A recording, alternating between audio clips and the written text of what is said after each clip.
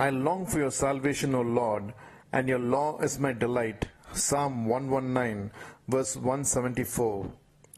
The psalmist delighted in God's law, and that's why we have 176 verses that describe the excellencies of God's word. In the first part of this verse, he says, I long for your salvation. This salvation does not mean spiritual salvation, for without that he could not have written this psalm.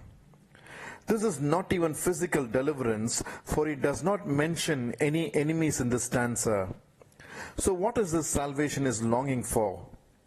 In the second part of the verse, he speaks of God's law, which is a deterrent against sin, of which he spoke in verse 11.